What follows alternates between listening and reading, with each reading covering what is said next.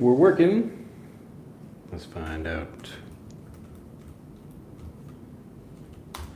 All right, I think we're live. I am Drew Badger, the founder of EnglishAnyone.com and the English Fluency Guide. Welcome to another live video here on YouTube. Today, we're going to be talking, as usual, about fluency, but I want to talk specifically about how you learn so you speak fluently. And I'm going to just give a very simple example of how most people learn English and why they often end up struggling versus how I recommend people learn. But I'll give people a moment. It looks like we should be live. At least I think we are. All right, we do have people in the house watching the video. All right, so this shouldn't be actually that long of a video, but I say that every time I do a video, and then we get we go like an hour into the video. But let's get started with this. I think this should be interesting for people. As usual, I will keep an eye on the chat and make sure to answer questions. But I'm going to go through this and try to go through this as quickly as possible because it really is a very simple example of how most people learn. But if you have any questions about other things you don't understand, let me know. We got Marissa there, nice to see you there, and Sushant and Anab and International Cycle. Luis, okay, that's your actual name. From Brazil, and Azar from Egypt. Look at that, we got people representing all over the planet right now. Thank you for joining me. Let's get started. All right, so the first lesson here, I'm just going to teach you a phrase. Maybe you know this already, but I wanted to cover this anyway because it's very commonly used. It's also very simple. So this first one over here is here. Make sure you can see this. So I bet. So typically we're using this with myself, like we don't say like some other person does it. So the word is I bet, and the meaning of the word or the meaning of this expression is typically we're guessing something is true, or we have a pretty good idea. Maybe we think there's a good chance, so a good chance. So a good chance that something will happen. So let me give you a few examples just to show you how this works. So first example, I bet there will be rain. So very simple, I bet there will be rain. I bet there will be rain today.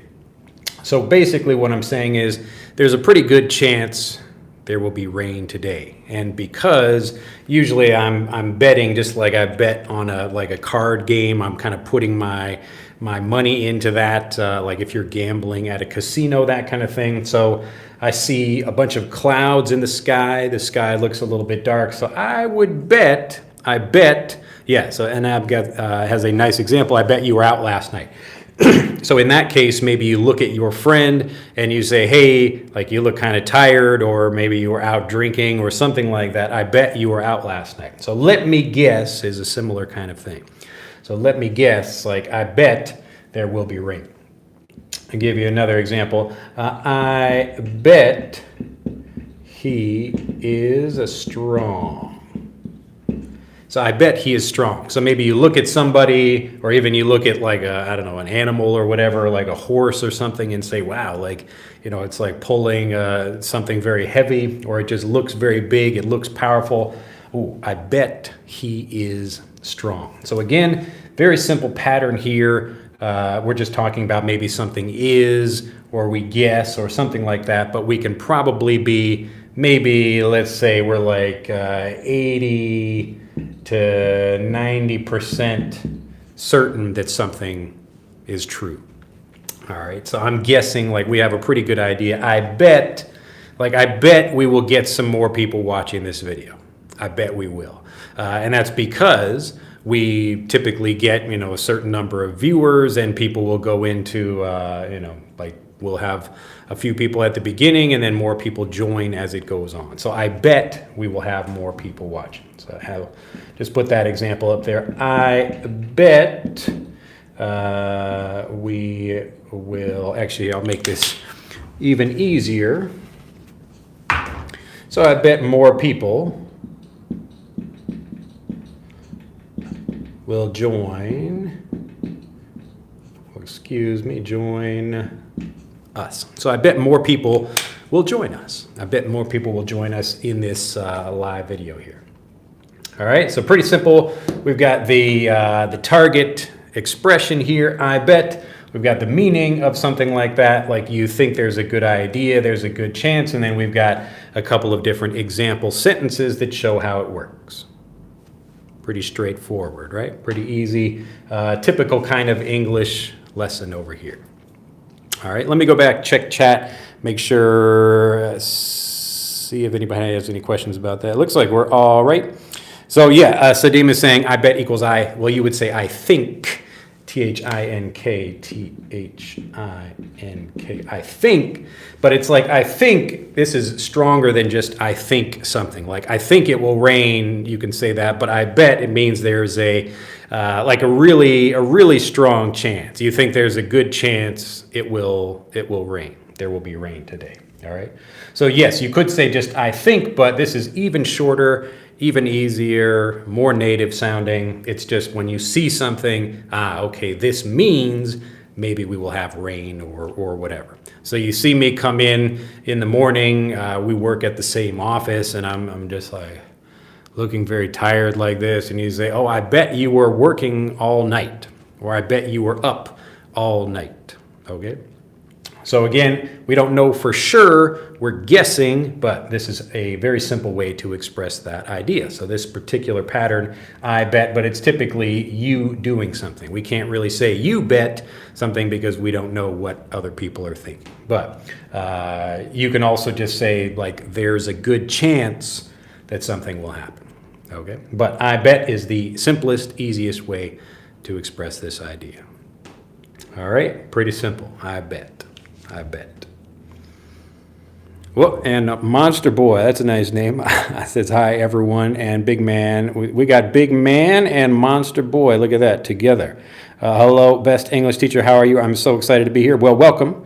Hi there. Bet maybe is derived from lottery, isn't it? Yes. So I just explained that earlier. And that's the idea of like betting on something. Like, so you go to the casino, you put your money down because you think something will happen. Like, I'm playing a game of cards. I think I have some good cards in my hand, so I bet more that probably I will win. All right, maybe I will lose. I don't know for sure. That's why it's a bet. We don't know for sure what will happen. But yes, so it's basically a short way of saying I'm betting that something will happen. So I'm looking at the weather. The clouds are very dark. It looks like rain, so I'm betting that there will be rain. Or we can just say it very simply, I bet there will be rain. Or I bet it will rain. Like, I bet we will have rain. There are always different ways you can express these things. I bet it will rain. I bet it will rain. All right. Let me know if you have any further questions about this before we move on. But yes, Anab, we're talking about possibility. Haney, nice to see you there. Have a nice day. And let's see. I bet it will be my English skill upgrade sometimes. Yes, you can even just make that simpler to say, I bet my English will improve. I bet my English will improve. Or I bet this will improve my English. If you're talking about this particular lesson, I bet this will improve my English. All right. Again, when we're trying to learn a language, we're not necessarily focused on grammar or pronunciation or vocabulary or whatever. We learn all of those things together when we're just understanding patterns like this. Okay, so we see people using this in different situations, but it's that same kind of idea that we're guessing something will happen. I bet. I bet. Well, so if, like 50-50 would be, like, you wouldn't really make a bet on a 50-50 chance. So this is more like, again, we're 80 to 90% sure something will happen. That's why we bet on it. If it's just 50-50, you know, you're not really betting, you don't have a good chance. You could bet on that, but there's not, it's not like a sure bet. So if we know something for sure will win, or we have like maybe a 99% chance probability that it will, we could call that a sure bet. Like it's sure to win. A sure bet. That's a sure bet. All right. And we've got, let's see, and Mukesh says, I bet I will change my mind. Yeah, well, in that case, like, if you're talking about changing your own mind, then that's not even something you need to bet on, like, unless you don't know if you will change your mind or not. But if you're talking about, I bet I will change your mind, like if I'm trying to convince you something, I bet I will change your mind, all right? So that's like feeling very confident that maybe I will give you an argument or explain something and you will not think one way, you will start thinking in a different way. You will change your mind. I bet I will change my mind. So yes, like I could say using I bet about myself, like I wake up in the morning and I just think like, you know, I bet it will be a good day. I bet it will. I bet I will speak English like a native. Yes, you could say that. So like if I'm doing something, I'm practicing, I'm reviewing or whatever, I bet Real Madrid will win. I bet. Yeah. In that case, you're actually betting, you know. You could even actually bet on that. So you could just say, I'm guessing, or you could actually place a real bet, like I'm betting that Real Madrid will win. I'm betting. All right. Pretty easy. I bet you could probably use this in your conversations. I bet you could. It's pretty easy. I bet. All right. Nice one of those easy, simple things here. So we've got the example, or we've got the target phrase here. We've got the meaning of it, and then we've got some examples. Pretty easy. All right. Let me see if we have any final questions before I give you one more lesson. I'm sure I'll get fluent in English. Yes, so if you want to be even more certain, you would say, yes, I'm sure I will, if you know for sure that something will happen. All right. I want to check very quickly, make sure, I think one second, chat is working here. I bet it's working properly. It looks like people are coming in, but I wanted to see something here. But I bet it's working because I see people here.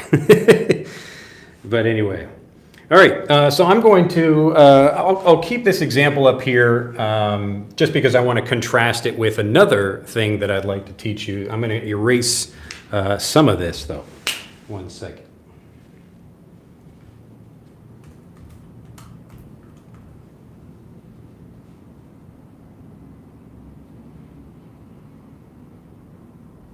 All right, I'm going to erase kind of half of this here.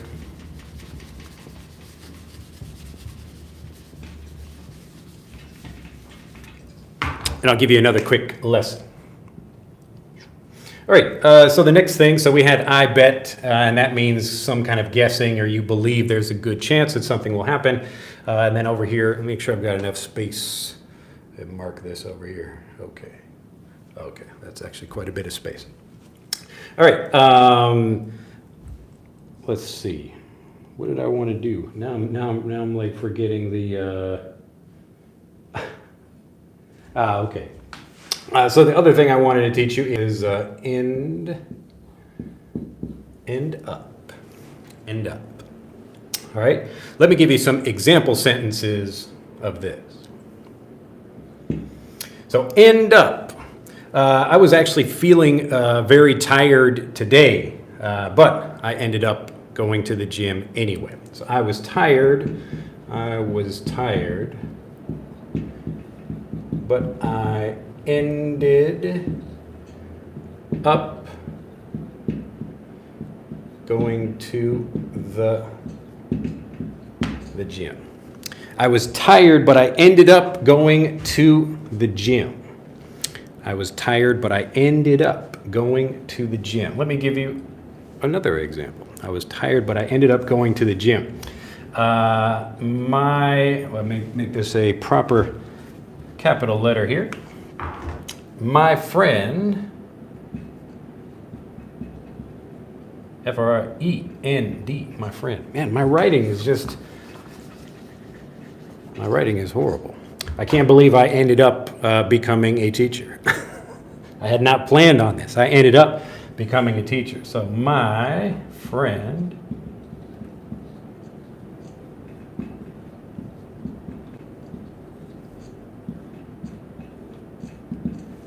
wanted to become a chef. My friend wanted to become a chef, but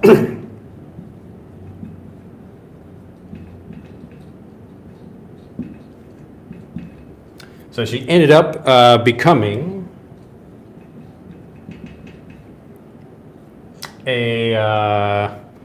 what's a good thing? Let's say a doctor. There we go. So my friend wanted to be a chef, but she ended up becoming a doctor. I was tired, but I ended up going to the gym. We'll give a different kind of example here. Let's see, the boat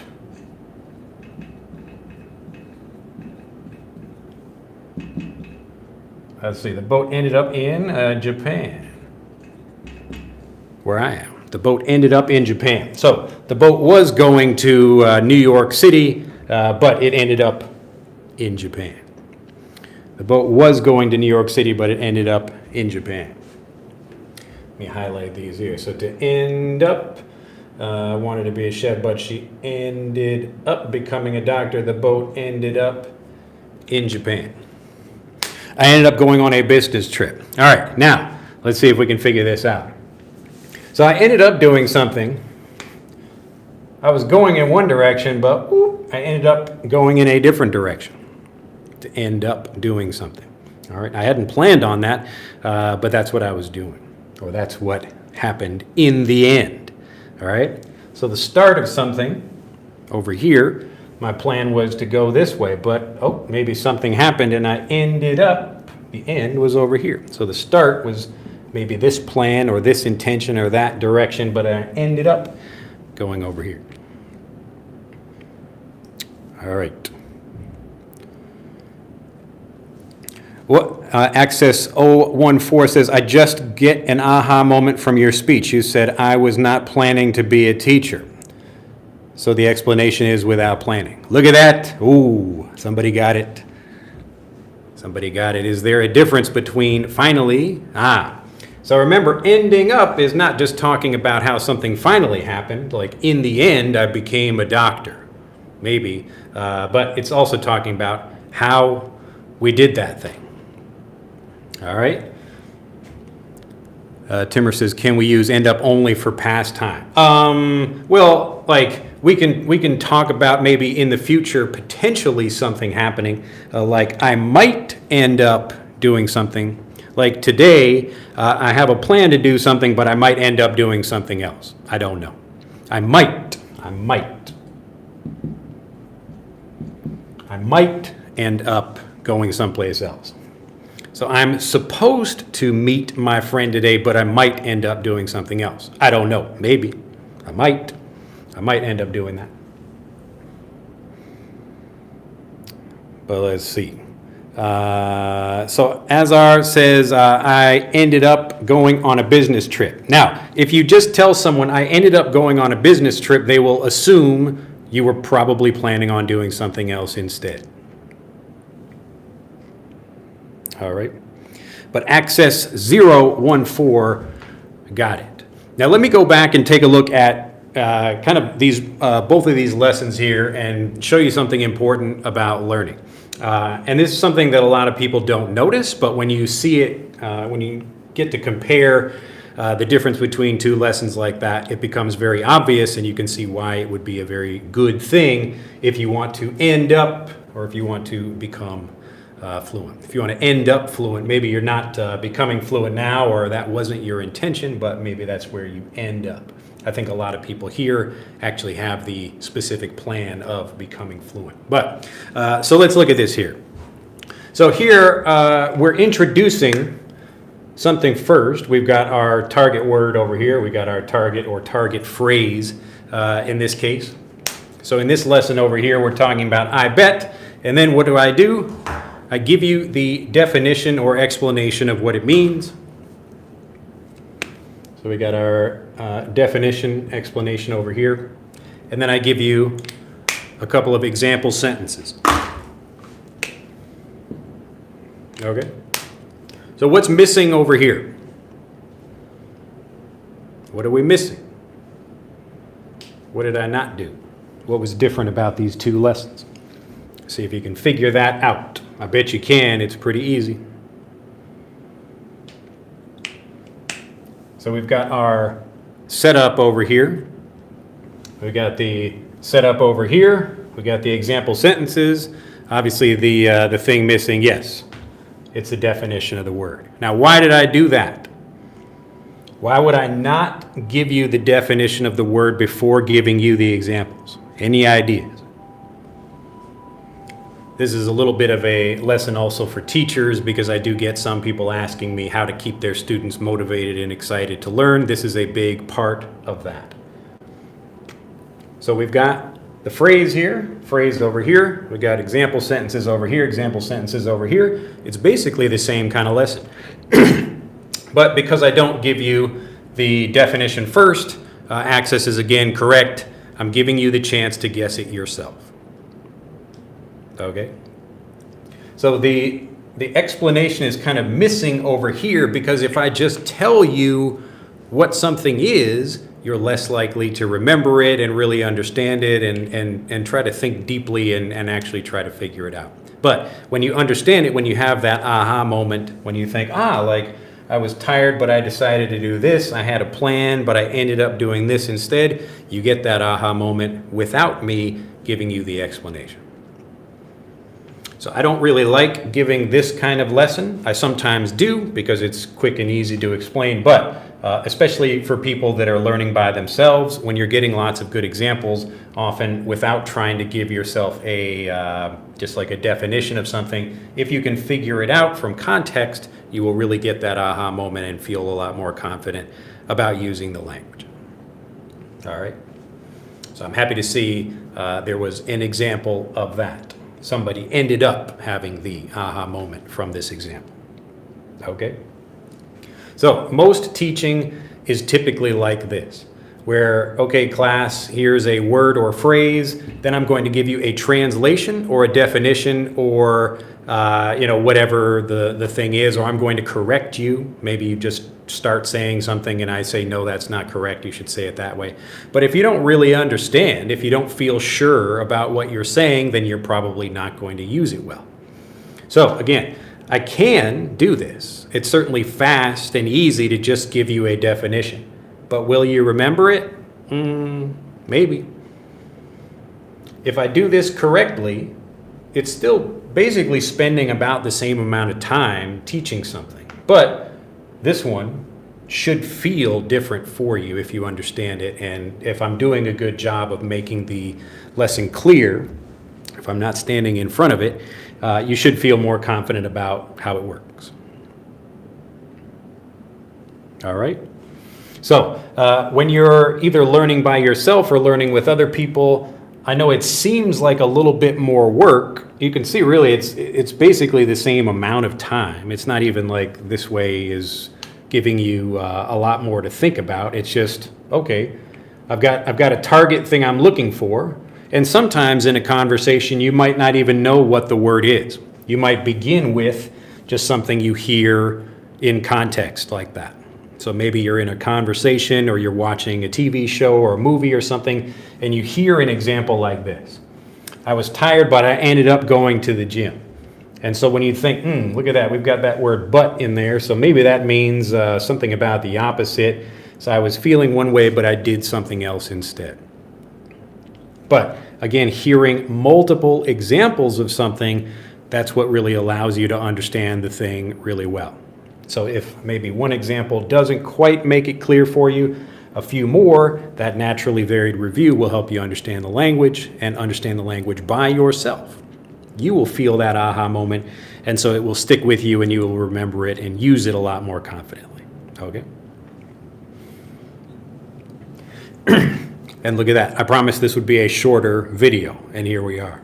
So if there's anything else I can help you with, if you have questions about this or anything else, let me know. But I wanted to just really make a quick video about how people typically learn and why they often stay stuck. So even when you are getting all the information, the teacher gives you what the target vocabulary is. They give you a translation or a definition. At least in this example, you're learning in English. The really worst thing you can do is just get translations, because that's teaching you to think through translations when you speak. But this is really the highest level over here, especially if you're just learning and discovering something by yourself, even without a teacher. But it's really the setup of these things. If you get good examples, that's what allows you to understand the thing in that language. Okay. All right, look at that. Hopefully I've made my point, but let me know if you have any questions about that, about either of these words or about something else. All right, let's see. And William says, thank you. All right, and Access 004, got it. Ralphson says, can we use end up for present simple? You said the EFL method that is more effective. You use the EFL method that is more simple. Can we use end up for present simple? Well, yeah, I mean, basically you can use it in a lot of different ways. Like it doesn't matter what the tense would be for this, because you're talking about either something that might happen in the future, something that is happening right now, or maybe something that happened in the past. So I could say, like, yesterday I ended up doing something, and it's basically describing something unexpected. Okay, so you had a plan to do something, or you thought this is a typical thing maybe you would do, but I ended up doing this. So if I hear that from somebody, I know that it's something unusual or unexpected, or whatever the particular example is. Okay, so I ended up going to Mexico yesterday. So I woke up in the morning and I thought, okay, I'm going to go to work like usual, but I ended up going to Mexico. And this is often how a story begins. You start here, you're moving forward, and then what? Some crazy thing happens, and now you go all the way over here. So you thought you were going to go this way. That was my plan, but I ended up, look at that, in the end, I was over here. I ended up doing this other thing over here. Okay? I ended up doing that thing. So it can be like in the present simple or the past, or it doesn't really matter. But typically, like if you think about the unexpected nature of it, it's usually either talking about the past or something that could happen in the future. So I might do something, I might end up going, to Africa or whatever this afternoon. I don't know. Maybe it's possible. Probably not, but we'll see.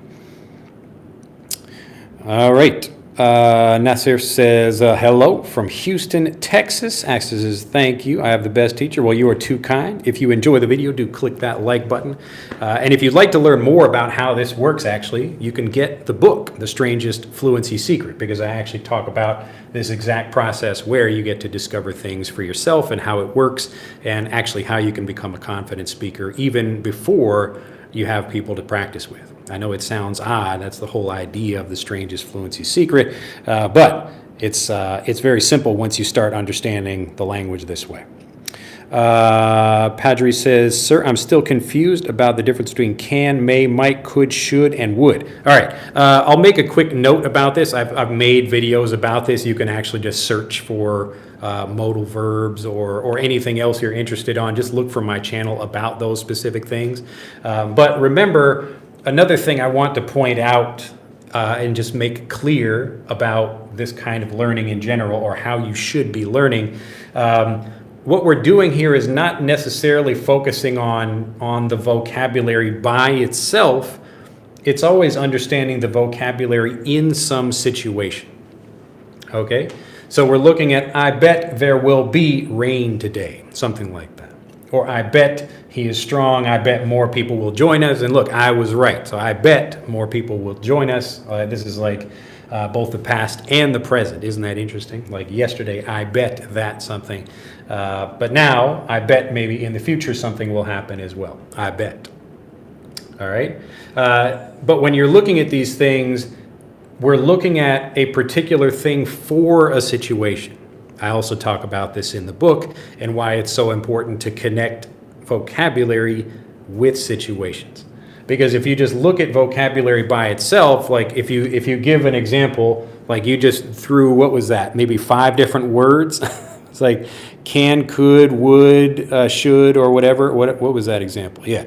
So we got can, may, might, could, should, and would. 6 different words there. And if I can erase the board, it would actually take me quite a bit of time to go through those because, let me just explain why. Is it okay if I erase this? Okay. Nobody said no. But I think people get the idea. You can go back and watch the video again if you want to see the examples up here.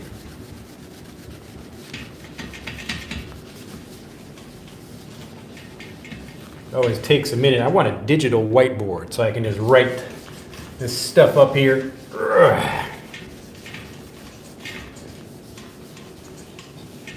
All right. So let's say we look at a word like could. And you say, teacher, I am confused about the word could. What does it mean? And I say, well, it depends. It depends on what we're talking about because the word could doesn't really mean anything by itself. It only gets meaning when you're connecting that to a particular situation. So right now it's just kind of floating here as a potential word, but the meaning of that really depends on when we use it. And that's why we always want to be connecting the vocabulary with some particular situation. So, for example, here's one example of using the word could. And what I'm going to show you now is actually how native speakers learn the language, because children do not get a lesson like, all right, today, I have 2 children of my own, 2 daughters, and I don't say, okay, today we're going to learn the word could, and I'm going to give you a list of all the different uses of could. We just don't learn it that way. And we don't learn it that way because we're not computers and people would not remember it anyway. But what we do is we focus on a particular example. Okay? So for example, could, like I could, we'll just say this is a situation here, like I could explain. So I could explain something. Or I could go to the store. I could eat pasta for lunch. Here, we're just talking about the potential of doing something. So I could. So maybe a friend of mine says, like, would you eat pasta for lunch, for example? And I say, yeah, I could eat that. I could eat that. It's a possibility. It's just talking about in the future what might happen. But we're not talking about every use of could. We're just talking about here something might happen like this. So another word, for example, as. I've covered this before. It's just a very short, it looks like a very simple word, but we've got various uses of as depending on the situation. So if you want to make this easy for yourself, you don't want to try to take like could and should and would and could and even when we cover these like in Fluent for Life, we're really trying to take a whole lesson set and really make it easy to understand the differences between these things, but we do it by connecting it with situations. All right? So again, another thing here, like what is the difference between might and could? So might versus could. Again, like talking about the difference between one thing versus another, it just depends on the situation. Like one thing might be appropriate for some situations and another might be appropriate for other situations. It just depends. And so learners want this information. They want to know, just tell me the difference between this thing and that thing. But they don't remember it anyway. Even if I told you all the uses of could right now, you would not remember them. So it's an interesting thing about learning, and I'm trying to lead you in a better direction that will actually help you. So what I recommend is you focus on one usage, one pattern, really understand it, and then get another one. It's pretty much that easy. So just like this, I could go on and on. I could keep explaining about this. I could talk all day about how we learn like this. I could. It's possible. Okay? I'm repeating myself using the word could, Again, we're trying to help you understand something for this situation. Okay. I could explain that. I could. All right. So when you're unsure about a particular word, don't think about the word by itself. You have to connect it with some usage. And then get a couple of different examples. Get that naturally varied review that actually helps you understand what it means in context. So that way, you don't need the translation. You can understand it in English the same way a child in, like a native English speaking child would understand it. Okay? So, what might I do after this video is finished? I might go home. I might go to Africa. I guess I could go to Africa. All right. So might is just talking about the possibility, and I might, in this case, we could use either to talk about maybe something that's a possibility. Like I might do that. I might is like, in this case, for this situation, remember that's important, for this situation, I might do something, it's like there's like a better than 50-50 chance of me doing something. Yeah, I might go see a movie today. I might. All right, like maybe 70-80% sure I might do that. So I could is like it's just a possibility. I might in this situation is a little bit stronger. So if I say like, after this video is finished, what could I do? Like I could do a bunch of things. I could go get lunch. I could go read a book. I could go here. I could go there. I could go home. I could do whatever, There are lots of things I could do. But might is usually I'm thinking a bit more specifically about a particular thing. Okay? So I'm thinking, I might go do that. I might, for this situation. Okay? So again, the idea is not to focus on what is the meaning of a word by itself. It's what is the meaning of a word in a situation. Okay? And you will find lots of different examples because might can also mean strong. Like, wow, there's like a mighty person, like a very physically strong thing. Like I'm using all my might to pull a door open or do something like that. So it's a completely different meaning for might, and that's in a different situation. So we're always trying to not learn words like this just as a word floating in space and you're trying to memorize what it means. The reason your brain can't understand the word is because it's not connected with anything. It's the connections that actually allow you to speak. Okay? If you don't connect directly with information, and I talked about this last week about like proximity doesn't give you fluency. So proximity meaning something just being close to something else. Proximity. Proximity. So like how close are two things. So I could give you a word and I could give you a definition or a translation, but that might not actually help you understand what it means because if you don't really connect with that information, that's not helping you.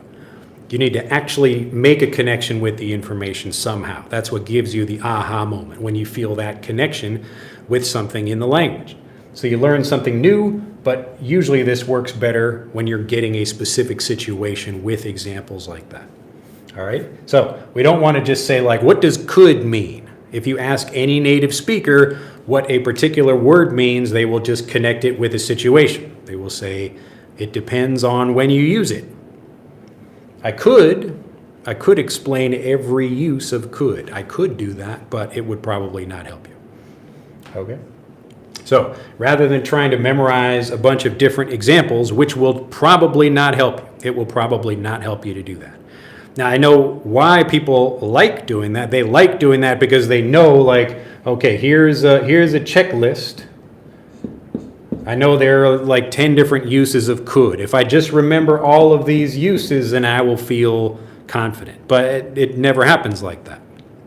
I mean, maybe it could happen like that, but probably not. Most people, even if they try to memorize all of these different uses of a word, they don't use it fluently in a conversation anyway, because they're trying to think like, okay, here's this word, and like, okay, which example is that? And they're already stuck because they're trying to think about words and and what the translation might be, or what the use is, or the sentence structure, or whatever. But natives don't think that way. What natives are thinking is, in a particular situation, what vocabulary might I use? And how might I use that? How might I use that?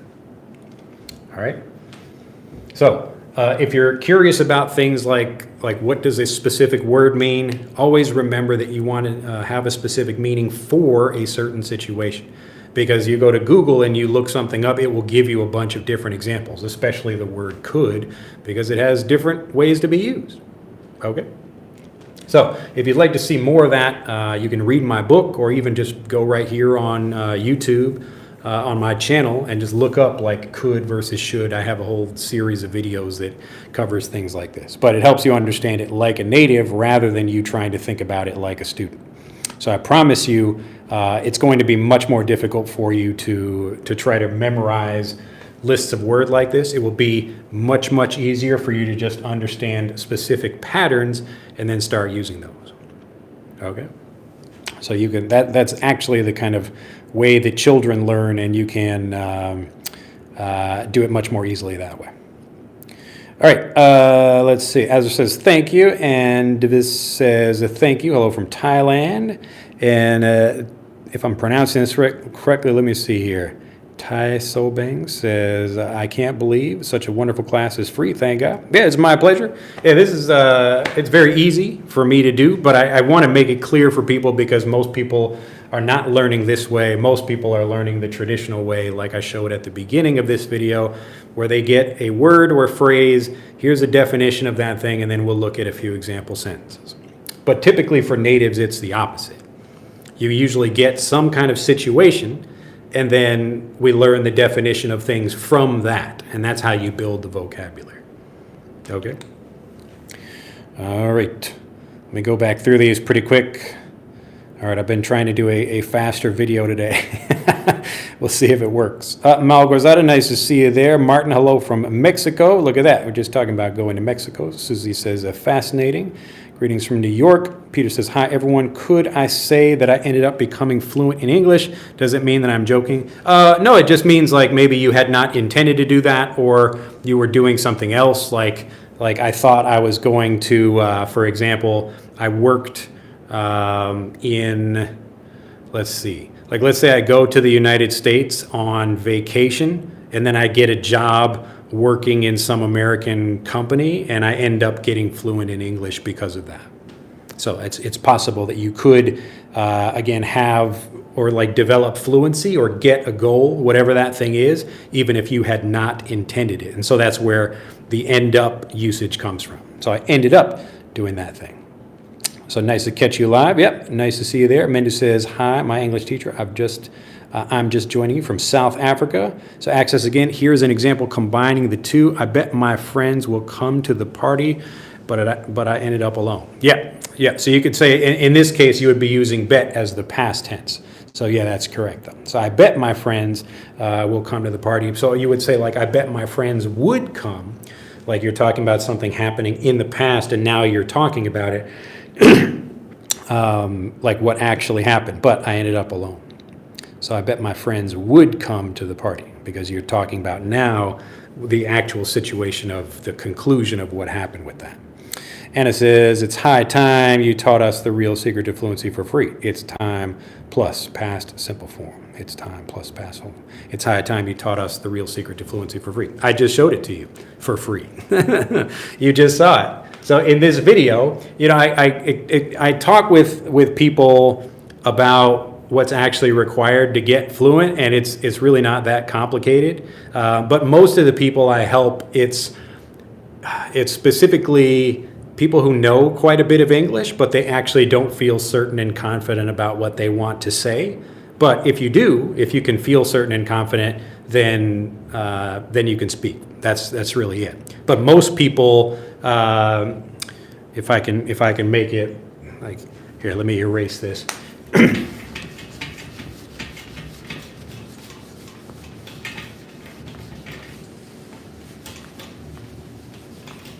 So most people are continuing to learn through this same kind of way that I gave you or asked before. Like people say, like, what is what does could mean? And so they're thinking of, like, please just tell me the definition of this so I can use it. And I say, well, I can't really give you the definition of this because the meaning of could depends on situations. So in this situation, it means one thing. In this situation, it means something else. So it's a lot smarter if you just focus on getting these actual things and discovering what those uses really mean. So a teacher will just try to give you lots of information, but you are not a computer. That part of actually discovery is really important for developing a strong memory and actually feeling confident about what you want to say. Because again, I can just put could with, like, you know, some other information over here next to it, like a translation or a definition, but it doesn't really help you connect with the information. But when you actually find some way to hook that information into something you already know, then it makes it a lot easier for you to make that connection. And as you begin making these connections, that process speeds up, so you get fluent faster. All right. So I know it seems like a good idea to okay, if I know every rule of could, I think someone almost every day we get an email or a comment or something like, if I just memorize this phrase book, will I speak fluently? And I'm wondering, like, why would you want to do that? I mean, even if you memorized all that, I mean, how is that, like, number one, it's not really going to help you speak better, because the way that you learn to prepare for conversations is not by just memorizing a bunch of things. You have to learn how these patterns work together. You have to build that foundation up. And so number two, it would just be like a very frustrating process, because your brain isn't designed to learn that way. So it's a really kind of tangled process for people learning languages, because you've got learners over here. So learners want information like this, even though it's not very helpful. Learners want this because it seems like it's an easier thing. The language is a kind of big, scary thing with lots of different pieces to it, and it seems very, I don't know what we're going to do. It's just too complex of a thing. So make it simple for me, and this is what students ask for, but it's not actually what's helpful for you to learn. But because students are asking for this, teachers will create that for you. That's why you see, like, people making content on YouTube. You've got, like, here's this, like, checklist of different stuff, and you can download it on my website, and et cetera, et cetera. Like, it's basically the same kind of thing. But most people will get that information and not actually become more confident speakers as a result of that. So it's a kind of tangled thing where learners think they want this, so they're asking for this. It's the same kind of thing with speaking practice. So people think they need to speak to become fluent, but they don't have anyone to practice speaking with, so they feel frustrated, or they have to use an app or AI or whatever and try to speak, but they still often feel like they don't feel very confident about speaking in real life. And again, the reason is the thing you think you need is not what actually helps you get fluent.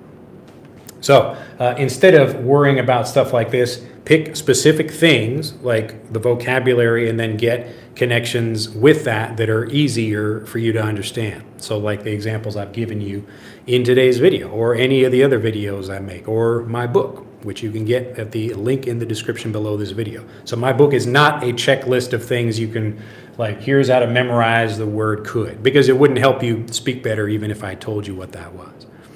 Okay? But if you actually want to speak, the book will show you how to do that. And all my lessons as well, like even all this free content here on YouTube, it will teach you a lot of vocabulary and grammar and all of that, but it will also just make it clear how you should be learning. That's the idea. Let's see. I can't read what I'm guessing that's maybe, is that Chinese? Do you live stream every day? No. Lately, actually for a while, I've been doing live streams on Thursday, Japan time. So that's why we're here today. But if you'd like to learn a lot more with me, most of the things I do in these live streams is just welcoming new people. We always have some new people join us, and I'm more teaching people about how to actually get fluent and think about language learning in a different way. So instead of what people typically do, we have to try to learn something, and then speak, and then get fluent. So this is the typical process people are doing. They try to learn something. Maybe they don't feel very confident about it, so they try to say it again and again. We have to repeat that. And then hopefully, at some point, they don't really know when that happens, but that's hopefully the idea, you get fluent. So in my case, like I don't want to trust some system like that maybe will work. It might work. We don't want might. We want absolutely will get you fluent. And so for me, what I do, like I actually want to get fluent first. So we want to get fluent and then speak. So we're going to reverse the order of this, because most of the people I help, the reason they're stuck is not because they don't know vocabulary or they don't have people to practice with. They just don't feel confident about what they want to say. That's it. They don't feel confident about their words, so they don't use them. That's it. That's why they can understand a lot of English, but they don't actually speak. So instead of trying to do the typical thing where we're going to say or speak more, even if we don't feel confident about what we want to say, why don't we just really understand it first? We can feel confident about the language, we can get fluent, and then speak.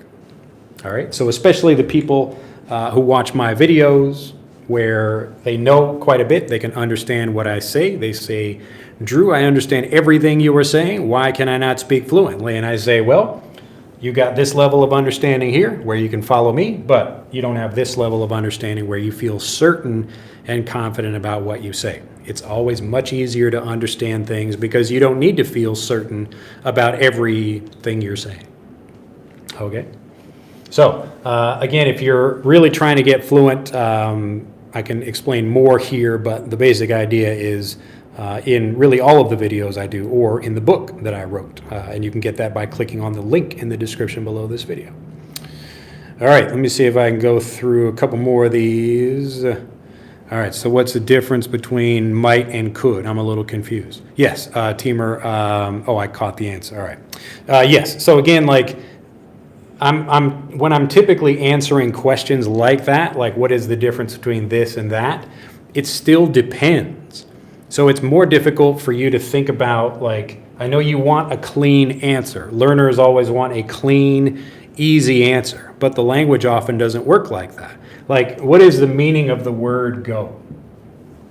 For example, go. Now, it seems like a simple word. You probably know this and you probably heard it. I could just give you a definition of the word go. What does that mean? Somebody tell me in the chat, what does go mean? Any idea? All right, I'm going to go back and look through chat and then I'll come back to go in just a minute. Let's see.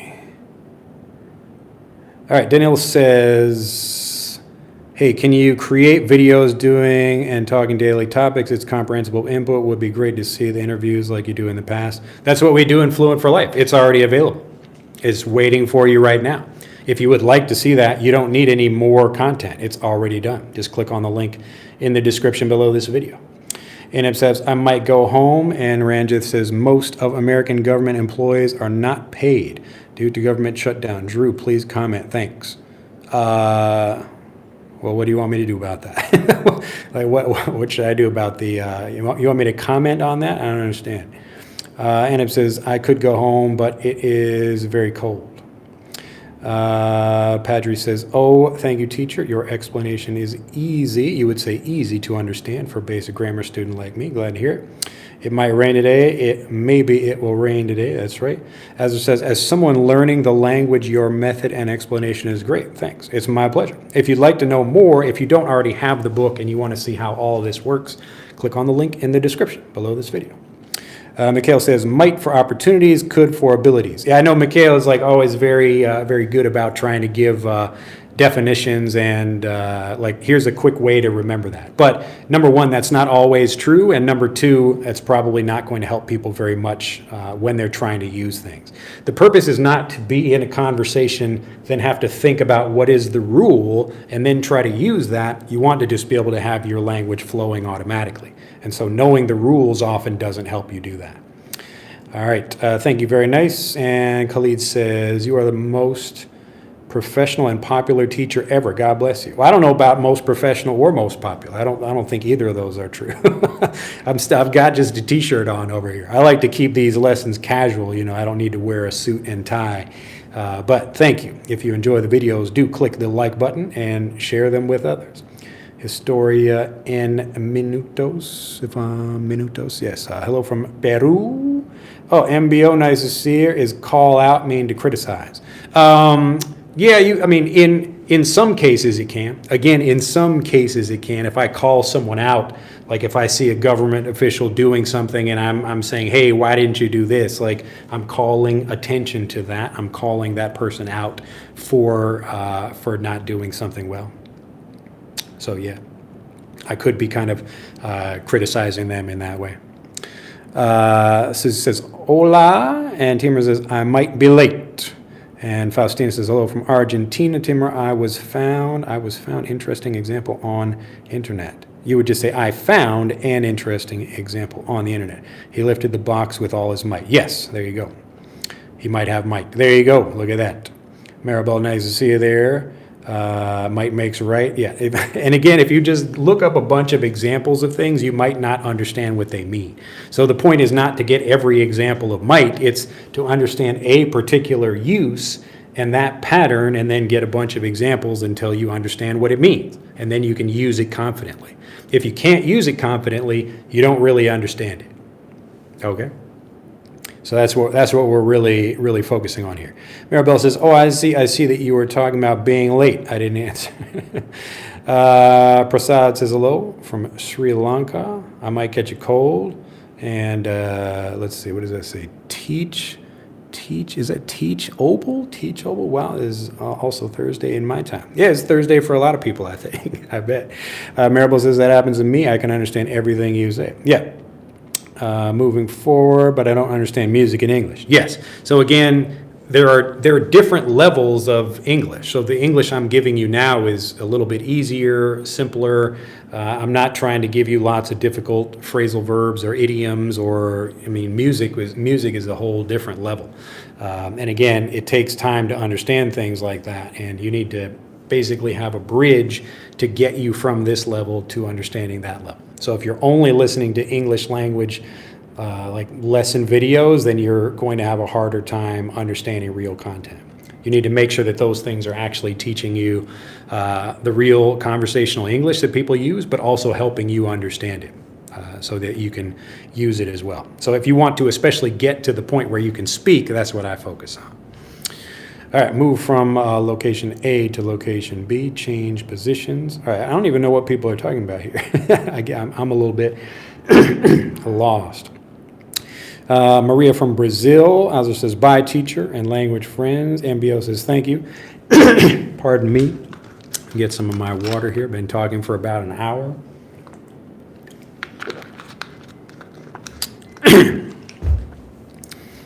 All right, Ralphson says, thanks a million, teacher. I have to go. I was there since the beginning. Yes, you can say I was here since the beginning. Fluent person speaking letter. How, teacher? Says Mendu. Yeah, again, fluent really means you're understanding something first. And instead of what people typically do is they try to learn something, they don't feel confident about it before speaking, and then they try to speak hoping that they become confident about it. That's really what most people do. But what I'm doing is actually trying to help you understand something and then get many good examples even before you speak. So the point is, can we make you feel confident that you understand something well before you speak? And if you can, then you will speak. So it's that simple. So like if I teach you something and you understand it well, just like you would do in your native language, you don't need to read or talk with a person to understand an idea. You might read it in a book, or hear it from a news report, or you get some different examples of it, and then you feel confident about using it. And then you can speak. So you don't have to force yourself to speak when you don't really understand things. All right. Okay, that's right. All right, that's why people are saying those things. So Neuron says change positions. Okay. Okay, I see. Gotcha. All right, you were asked about what means go. You're talking about go. Okay, now everybody's coming back to that. So leaving the present location, moving from A to B. All right. Yes, all of you guys are correct. You told us to explain the word go. My Chinese friend's name is Peter. Go. All right, so yes, I did say we will probably leave it with that. So everybody's got the right idea about what go means. So yeah, I didn't forget the question, but I was like, people weren't making it clear what exactly they're talking about because I'm following a bunch of different threads in the conversation here. So yes, talking about go. Now typically, for the most part, when people think about go, especially if you're learning English in a language school, you've got go is like moving from one place to something else. Like we're not moving now, and now we will start moving. All right, there will be some kind of motion happening as well. But a usage that you probably might not know, is if we say like the dog,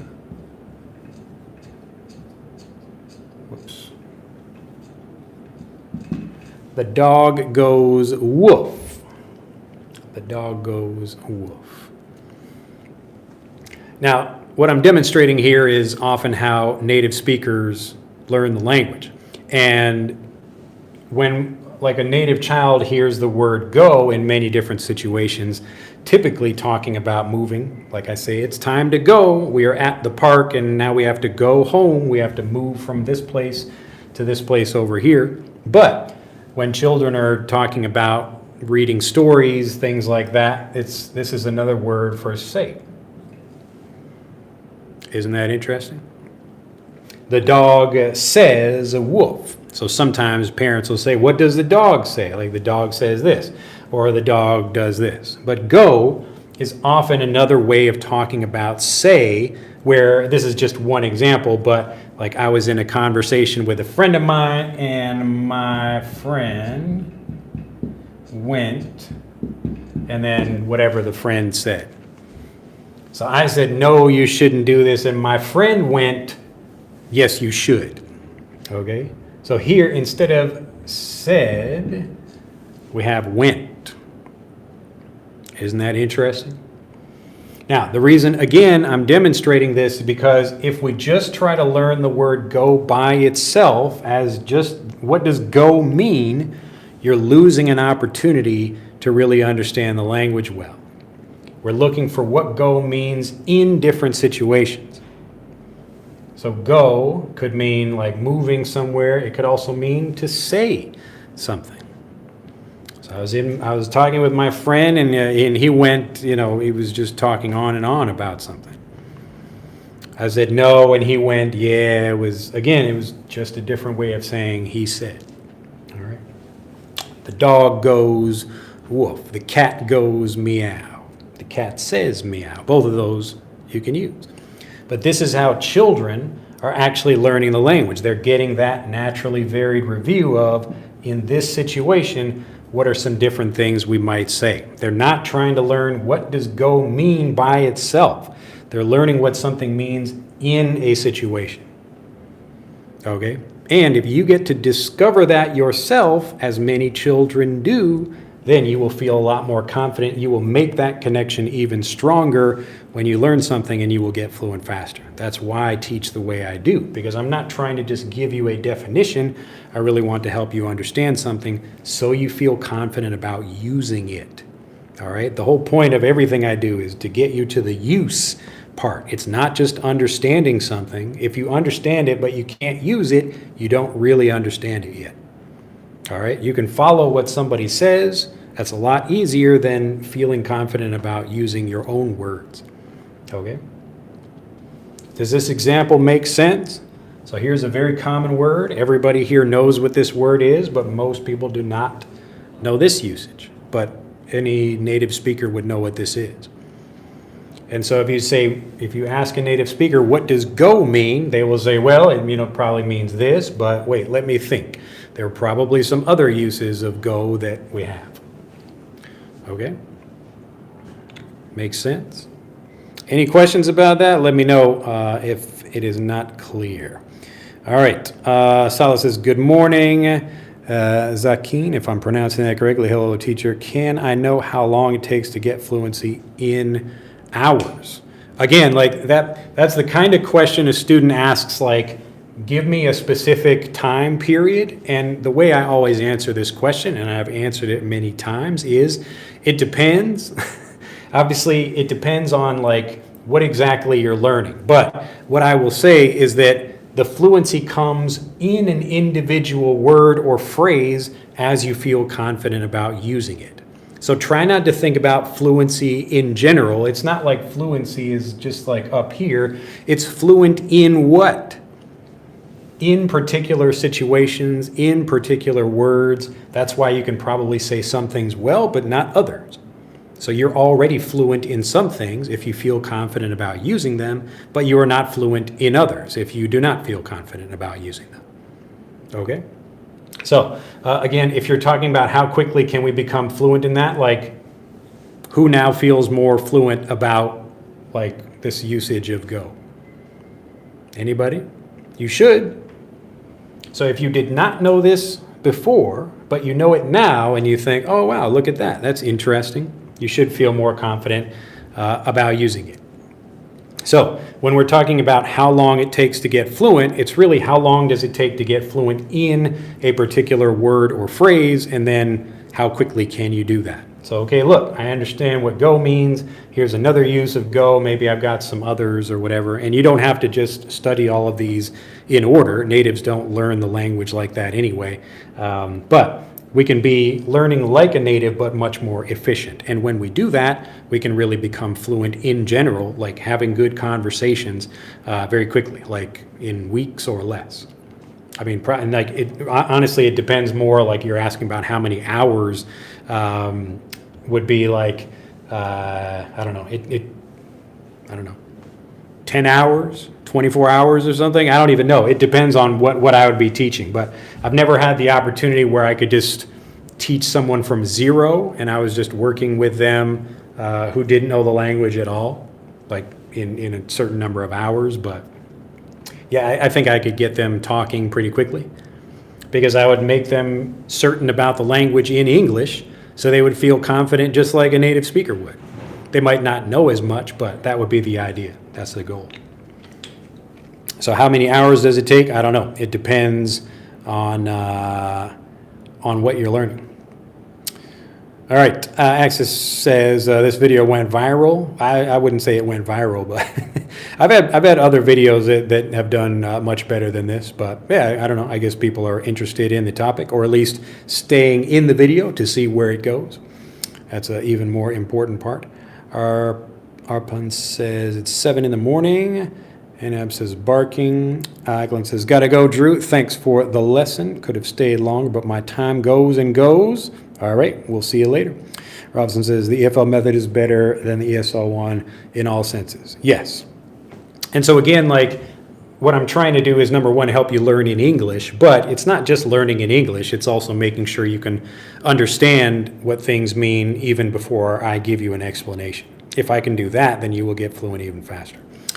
And Marija says, the sea goes wild. Yep, you can talk about that too. And the crowd goes wild. You see a whole bunch of people excited, like, and the crowd goes wild. Look at that. Wow. Like it's talking about what something does or something says. So yeah. Okay, go nice to see you there. I only knew how do I, how can I, and how could I before. So it was really good to learn how might I use that. Thank you, Teacher Drew. Ohayo gozaimasu. Welcome. Yes, and so again, as you get new examples and you get those aha moments where you feel, oh, I actually understand that more now, then you will feel more confident using it. That's why I try to give a bunch of different examples like that. A more general explanation of go might be change from one situation to another. Yeah, I mean, you could express it that way. You could. But like other things might, if you just gave that definition and said, what word am I describing? I think like fewer people would probably think the word is meaning go. Like get is another example of that, or transform or change.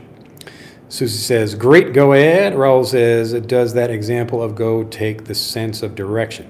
Not necessarily. I mean, at least not in a physical sense. It's just, like the dog is like doing this particular thing. That's just, again, a native way of using the word go. Can I say these pants go with these shoes? Yes, that's another thing, like to go with something else. In that case, we're using it a bit more of the traditional use of go. Like this thing is kind of moving forward with that one. But we can talk about like placing them together, like this thing goes with that other one. So yes, if we talk about like clothing or whatever, but you would say these pants go with these shoes. These pants go with. Anna says, I really appreciate it. I am learning a lot. Glad to hear it. Morning, Drew. Look at that. Nice to see Tom there. And Susie says, it fits. Gotcha. All right, look at that. We made it through the whole video. All right. So hopefully, if you have any questions, you can send us a mail at info@englishanyone.com. I need to drink some more water. But again, I just wanted to show you how when you can discover things yourself, you really make those connections that lead to greater understanding and communication and confidence. All of that stuff happens. And I'm trying to keep the explanation simple, but it's a little bit complicated just because most people are, like thinking about language learning in the typical way. Like if I just memorize a bunch of different examples of something, can I speak? And I usually say no, probably not. Like maybe you've tried that already and it's not working for you. But what does work for most people is just understanding the language in a natural way. It seems kind of funny, like there isn't even like, I don't know, I wish I had a better way to explain it, but it's just, if you can discover what something means and make those connections directly in English with the language, then you will become fluent just like a native does. But that's how it works. If you'd like to learn more about both of these, the process itself, I explain this very simply in the book, The Strangest Fluency Secret. You can get that by clicking on the link in the description below this video. And also, if you want me to just do this for you, give you these insights, these aha moments, so you start speaking more confidently and fluently, just get Fluent for Life. We take you through the whole process. That's also available in the link below the video. All right, let's see if I missed anyone else. Oh, Love Z, nice to see you there. I learn new things with your program and do a lot of practice, but I forget to use them when I talk. What can I do? Well, focus on particular things like what is a, like the particular situation, and try to think like in that moment, maybe you're forgetting something for, I don't know, like it could be various reasons why you forget things. Like natives forget things all the time and they don't really spend much time worrying about it. But usually what happens when natives forget is, like even right now while I'm talking, I will just switch to something else. So if I forget a particular word, or I'm talking and explaining something and maybe think of a better way to say it, then that's what we're working on. So as you're going through the program and getting lots of examples, even if you forget a particular thing, you should hopefully be able to switch to something else. So think more about the expression of things, like the situation, rather than just the vocabulary itself. And that's why we try to give lots of different examples of how the language works. We want you to experience it in a variety of ways so that even if you don't remember one, you can remember others. Bercy says, thank you, I appreciate you, glad to hear it. And Teddy says, hello from Malaysia. Raul says, thank you, Teddy, I'm from Kuala Lumpur. Teddy says, good morning, Japan. And Shabazz says, how to improve comprehension while reading articles. I would read simpler things and make sure you actually understand them. If the article is too difficult for you, and I talk about this in my book as well, you want to be having at least 80 to 90% of the information that you already understand. That way, when you learn new things, you can understand them like I'm talking about here. You can discover things in context quite easily. All right. And Susie says, head thinks faster than the mouth can speak. Yeah, it's true. And Love says, hope you have a great day ahead. I hope so. Hope to end up having a great day. We'll see how it goes. Anyway, thank you very much for joining me. If you'd like to learn more about the book and the programs, etc., yes, I will have some water right now, Keiko. My mint water.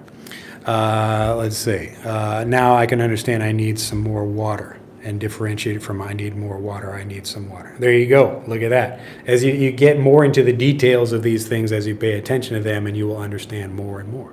All right. Well, everybody, thank you for joining me. Click on the links in the description if you'd like to learn more about how I can help you. And have a fantastic day. We'll see you next time. Bye-bye.